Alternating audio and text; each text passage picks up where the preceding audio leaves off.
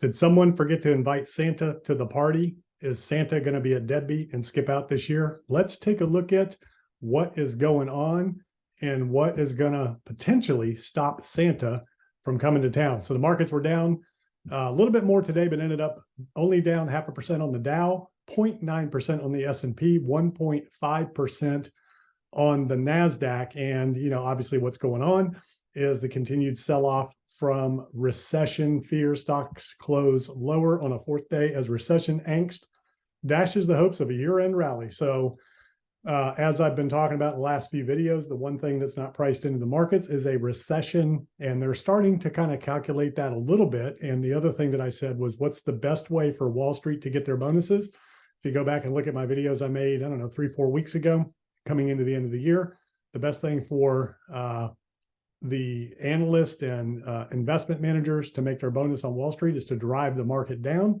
so they can have a nice little rally into the end of the year and then tank the market afterwards and let the chips fall where they may. And, as we near the end of December, investors are still waiting on that Santa Claus rally, with stocks coming off back-to-back down weeks for the first time since September, said Chris Larkin, managing director at E-Trade from Morgan Stanley.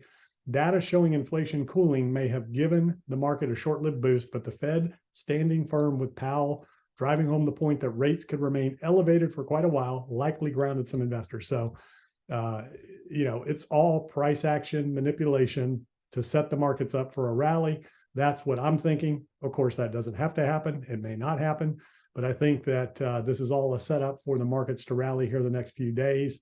So we shall see what happens there. The one thing for certain is the markets, definitely the bond market does not believe the Fed. The markets don't really believe the Fed in terms of holding rates higher, not pivoting at any point during 2023.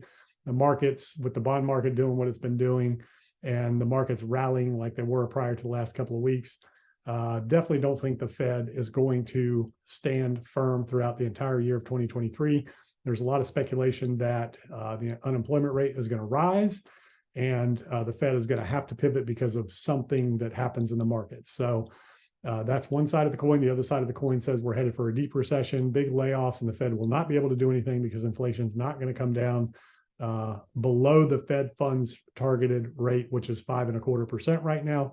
And the markets are pricing in that the Fed's only going to really remain where it is right now and not get much higher. So we'll see how that plays out at the end of the year. This is what we've been watching. This is the Dow. And remember last year, I pointed out we had the same thing about this time. This was December 16th, leading into the 20th of December. Markets were down all the way through. Today's the 19th.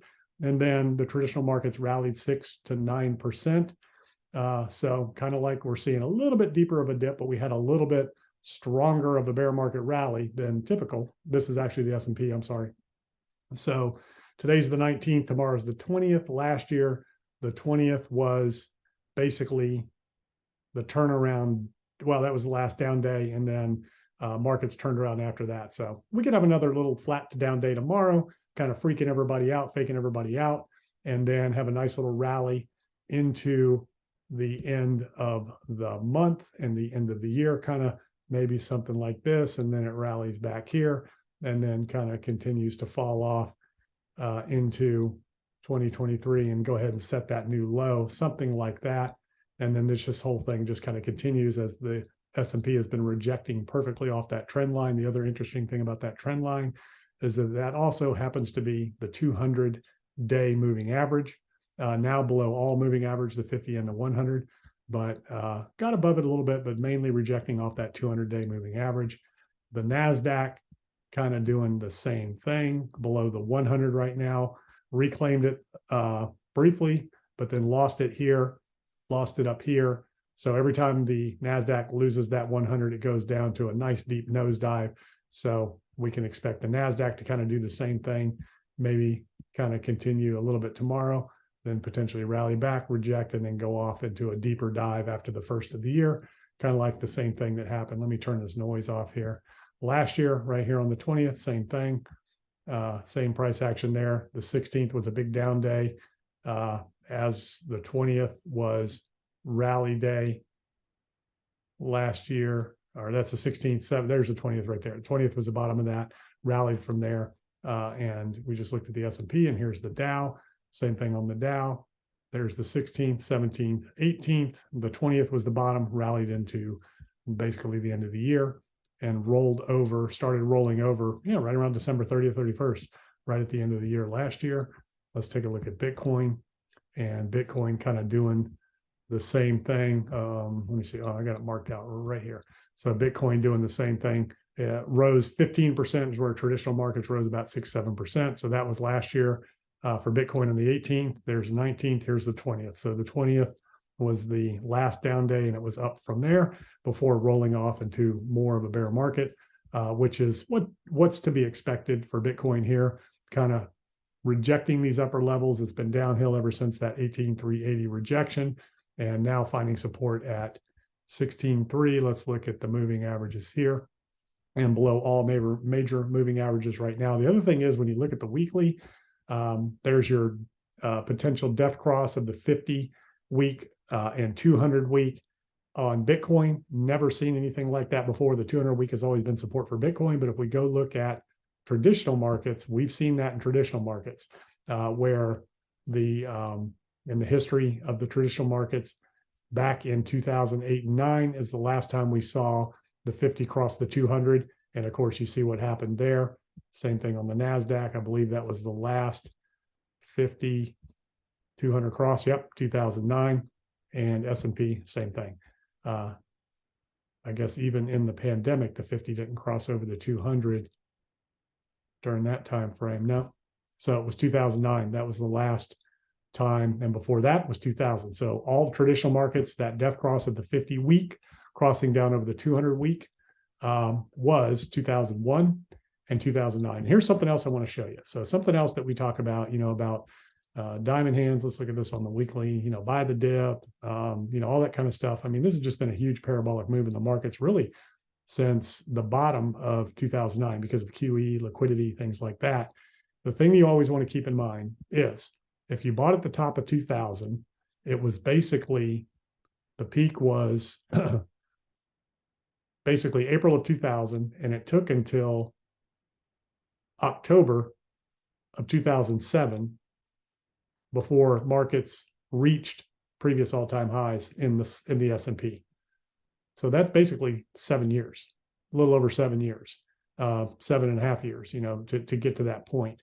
And then after the 2009 bear market, let's see, the peak was October 2007, and it took until basically April of 2013. So basically 6.5 years to get back to previous all-time highs. Even in the last Fed tightening cycle, which would have been 2015, 2016 timeframe, somewhere, yeah, it's 2018. I'm sorry, it's 2018. Here it is right here, 2018 timeframe. So the Fed started tightening in January of 2018 and had to pivot. And from the peak here, markets dropped, came back here. So you had this all-time high in October of 2018, and Fed was tightening, markets tanked, the Fed had to pivot. And even then, if you go from, let's just look at how many weeks that was, from the peak here to get back to all-time highs was basically 30 weeks, almost a year just to get back to all-time highs, and then kind of bounced around there. So for a total of 53 weeks, basically, for a year, just kind of bounced around before running into an all-time high. And then when the pandemic hit, it took basically, that was a quick one, 27 weeks to break that all-time high, but that was with huge QE from the Fed and injections of liquidity. So at this point right now, just to bring all that into perspective, the markets are about 52 weeks, 1 year into that previous all-time highs when the market started rolling over. Let's take one more look at Bitcoin, and Bitcoin's got a little bit of history in terms of what's happened in the last couple of years. There's your December rally. Let's go on the daily here so you can see it a little better. That Santa Claus rally in December of about 15%. The prior year in December was a bull market. So let's go back to 2018, the last bear market cycle.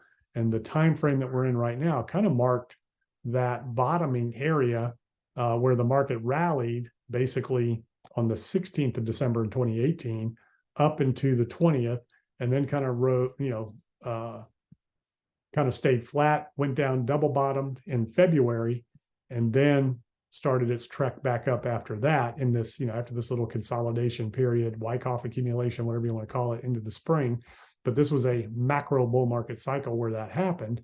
But even then, this area here was quite a long time, basically from November of 2018 to, to get back to that level, May of 2019. So, that was a good long time frame there. Let's see how many days that was total. So we go from here, from this point here, right on over.